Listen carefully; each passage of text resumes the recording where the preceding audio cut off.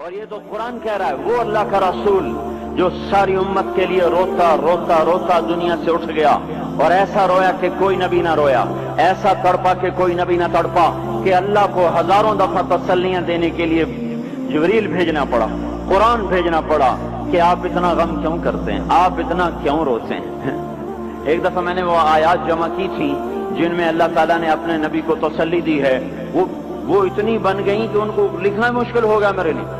وہ 100 سے زیادہ آیات بنتی ہیں جس میں اللہ تعالیٰ تسلی دے رہا ہے، لعلک باخع نفسک الا یکونوا مؤمنین، لعلک باخع نفسک علی آثارہم ان لم یؤمنوا بهذا الحدیث اسفا فلا تذهب نفسک علیہم حسرات ما انت علیہم بوکیل لست علیہم بمسیطر ما انت علیہم بجبار من کفر فلا يحزنک کفرہ من کفر فلا يحزنک کفرہ ولقد نعلم انک یضیق صدرک بما یقولون۔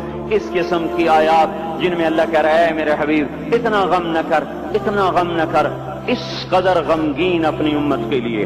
اس کے باوجود آپ کا گلہ قرآن میں سن لو، جب ایسے نافرمان جو کبیرہ گناہ کرتے کرتے مر گئے، اس بددیانتی میں، شرابوں کے پینے میں، نماز کے چھوڑنے میں، کبیرہ گناہوں میں غرق ہو کے مر گئے، تو یہی اللہ کا رسول جو ہمارے لیے رویا بھی اور تڑپا بھی، یہ نا فلا تذهب نفسک علیہم حسرات، یہ آیت اس مضمون میں ایسی زبردست آیت ہے کہ اس کو اردو زبان میں منتقل نہیں کیا جا سکتا، کہ جو اللہ تعالیٰ نے آپ کے اندر کے سینے کا غم، حسرات، اور فلا تذهب نفسک علیہم حسرات، ان الفاظ میں جو اللہ نے اپنے محبوب کے سینے کا غم بیان کیا ہے، اللہ کی قسم کوئی زبان اس کا ترجمہ نہیں کر۔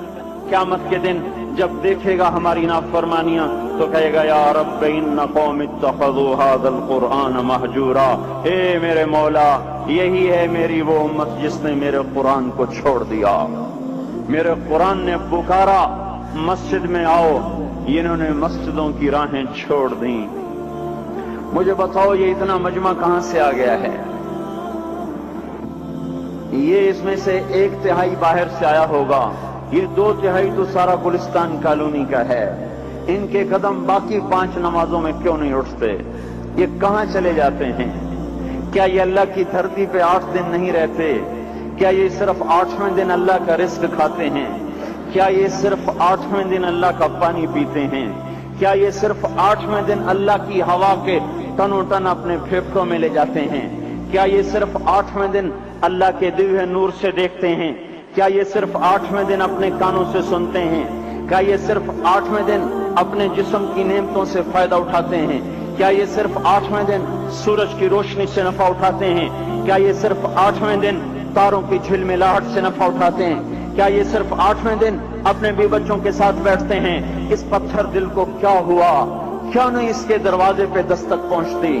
یہ کیوں ویران ہو گئے؟ ایسے تو پتھر بھی سخت نہیں۔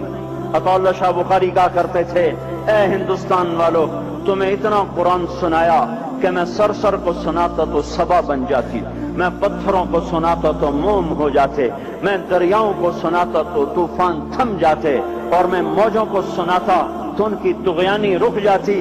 پتہ نہیں تم کس مخلوق، کس چیز سے بنے ہو، کس خمیر سے بنے ہو، تمہارے سینوں میں دل نہیں ہے، پتھر ہیں، اور پتھر سے بھی زیادہ کوئی سخت ہے، اشد قسوة من الحجارہ، پتھر بھی اللہ کی ہیبت سے لرزتا ہے اور کانپتا ہے، پر تم کون سے انسان ہو، کیسے سینوں میں دل لیے پھرتے ہو کہ 5 دفعہ اتنا بڑا بادشاہ تمہیں پکارے حی علی الصلاۃ حی علی الصلاۃ، ایک تھانے دار پکارے گلستان کالونی کا کہ تمہارا سمن ہے آ جاؤ، تو سر پہ پاؤں رکھ کے بھاگے، ڈی سی پکارے تو کام چھوڑ کے بھاگے، اور تمہارا زمین آسمان کا بادشاہ تمہیں دن میں 5 دفعہ پکارے اور کانوں پہ جوں نہ رینگے، اور 8ویں دن مسجد کو آ رہے ہوں۔ کیا 8ویں دن کھانا کھایا ہے؟ کیا آج ہی پانی پیا ہے؟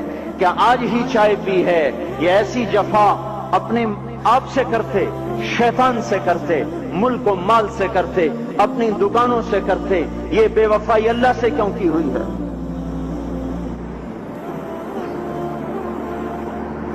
جس زمین پہ سجدہ نہ ادا ہو، اس سے بڑا بھی کوئی جرم ہے؟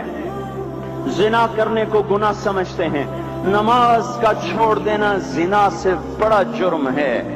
رشوت کھانے کو گناہ سمجھتے ہیں، نماز کا چھوڑ دینا رشوت کھانے سے بڑا جرم ہے۔ قتل کرنا بڑا گناہ سمجھتے ہیں، نماز کا چھوڑ دینا قتل سے بڑا جرم ہے۔ سجدے ہی کا تو انکار کیا تھا شیطان نے کوئی زنا کیا تھا، کوئی قتل کیا تھا، کوئی شراب پی تھی، کوئی جوا کھیلا تھا، کیا کیا تھا؟ کوئی شرک کیا تھا۔ شیطان سجدے کا انکاری ہوا، ایک سجدے کا انکار کر کے وہ ہمیشہ کے لیے مردود ہو گیا۔ اس مسلمان کو ہوش نہیں ہے جو روزانہ دن میں 5 دفعہ 20 سجدوں کا انکار کیے بیٹھا ہوا ہے، اور پھر آرام سے روٹی کھاتا ہے، آرام سے چائے پیتا ہے، اور آرام سے کہے لگاتا ہے، اور آرام سے اخبار پڑھتا ہے، آرام سے بیوی کے پہلو میں لیٹتا ہے۔ ایک سجدے کا انکار ہو کر شیطان ہمیشہ کے لیے مردود ہوا۔ جس نے فجر کا انکار کیا سجدوں کا، پھر ظہر کے سجدوں کا مذاق اڑایا، پھر عصر کا مذاق اڑایا، پھر مغرب اور عشاء کا مذاق اڑایا۔ گھر میں نماز پڑھنا بھی چلو نہ پڑھنے سے تو بہتر ہے، پر یہ بھی نماز کا مذاق ہی ہے۔ اور 8ویں دن سر پہ ٹوپی رکھ کے آیا۔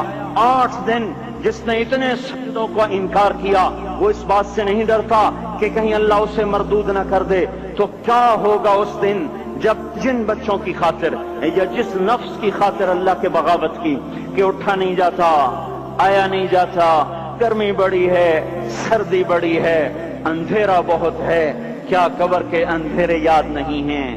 کیا قبر کی گرمی یاد نہیں ہے؟ کیا جہنم کی آگ بھول گئے؟ کیا جہنم کے عذاب بھول گئے؟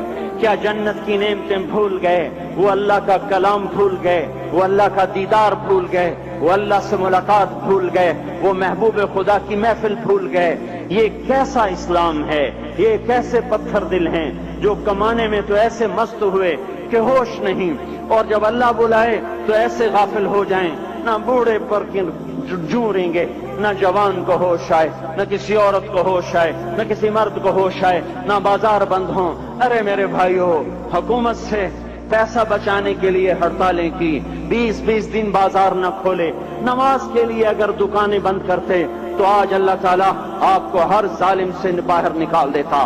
کوئی ظالم نہ آپ کے مال پہ ہاتھ ڈالتا، نہ آپ کی عزت و آبرو پہ ہاتھ ڈالتا۔ دن دہاڑے ڈاکے پڑے، کیوں پڑے؟ کہ ہم باغی ہو گئے، ہم نے اللہ سے بغاوت کر دی۔ کیا جمعے کے دن صرف اللہ بلاتا ہے؟ یہ جمعے میں اتنے کیوں آتے ہیں اور باقی دنوں میں کیوں نہیں آتے؟ یہ کیسی وفا ہے؟ اور ایسا وفاؤں والا اللہ کہ زمین بولے اے اللہ اجازت دے میں گلستان کالونی کو نگل جاؤں، سمندر بولیں مولا اجازت دے ہم چڑھ جائیں، فرشتے بولیں اے اللہ اجازت دے ہم انہیں ہلاک کر دیں، اور جس کے سجدے کا انکار ہوا پڑا، جس کا 8 بازاروں میں جس کی شریعت کا مذاق اڑایا جا رہا، وہ جس کوئی غیرت خود جوش میں آ رہی کہ یہ میرے بنے ہوئے گندے پانی کے بنے ہوئے نطفے سے بنے ہوئے میری غذا کھا کر، میرا رزق کھا کر، میری ہواؤں سے زندہ، میرے پانیوں سے زندہ، میری روٹی سے زندہ، میرے دیے ہوئے گوشت سے زندہ، میرے دیے ہوئے نظام سے زندہ، یہ میرے ہی منکر بن گئے۔ 1500 روپے کا ملازم آپ کو چائے کی پیالی نہ دے تو آپ کہتے چل چھٹی کر، ہم کوئی اور رکھیں گے۔ اور جس نے اتنا بڑا وجود بخشا، آنکھوں میں چراغ جلائے، کانوں میں فون لگائے، دماغ میں برق کی روئیں دوڑائیں، دل کو دھڑکایا، سارے بدن کے تک خون پہنچانے کا نظام چلایا، پھیپھڑوں کی فیکٹریاں چلائیں، رگوں میں خون پہنچایا، ہڈیوں کو غذا پہنچائی، اور آنکھوں کو غذا پہنچائی، بالوں کو غذا پہنچائی، زبان کو بولنے کی طاقت دی، دانتوں کو کاٹنے کی طاقت دی، دو وہاں نالیاں لگائیں، سانس کی الگ کر دی اور معدے کی الگ کر دی، اور وہاں پردہ لگایا، جو غذا منہ میں جائے تو معدہ کھل جائے اور پھیپھڑے کی طرف جانے والی نالی رک جائے۔ جو اللہ اتنی حفاظت کرے کہ آپ کا لقمہ آپ کے معدے میں جائے، وہ دو ہی تو یوں ساتھ ہیں بالکل یوں ایک ساتھ، اور وہ اللہ اتنی طاقت والا کہ سانس کی نالی بند کرے اور معدے کی نالی کا منہ کھولے اور غذا کو منہ میں سے گزار کر وہ معدے میں پہنچائے، پھر ایک زبردست طاقتور نظام چلائے، اس کو توڑ کے آنتوں میں پہنچائے، پھر کروڑوں قسم کی فیکٹریوں کو حرکت دے اور اس میں سے خون کو کھینچے، غذاؤں کو کھینچے، پھیپھڑے کو غذا، خون کو غذا، خون خود غذا لے کے چل رہا، آنتوں کو غذا، دماغ کو غذا، ہڈیوں کو غذا، ناخن کو غذا۔ ایک ناخن کھینچ لے تو ہم کیا کریں؟ کیا میرے مولا کا نظام ہے؟ یہ ہمارا قبرستان ہے، مردہ سیل باہر نکل رہے اور ناخن کی شکل میں باہر آ رہے، پھر آگے جا کے اور سخت ہو رہے، تھوڑا سا ناخن زیادہ کٹ گیا، سارا دن سی سی کرتا ہے، سارا دن ہائے ہائے کرتا ہے۔ یہی ناخن میرا رب کھینچ لے تو ہم تو ایک ناخن کا شکر ادا نہیں کر سکتے۔ یہ جوڑ بنا دیے، سیدھا کر دے تو ہم اسی کا شکر ادا نہیں کر سکتے۔ میرے بھائیو، یہ سب کچھ کر کے پھر ہم اللہ کے باغی ہو جائیں، ہے کوئی عقل میں آنے والی بات؟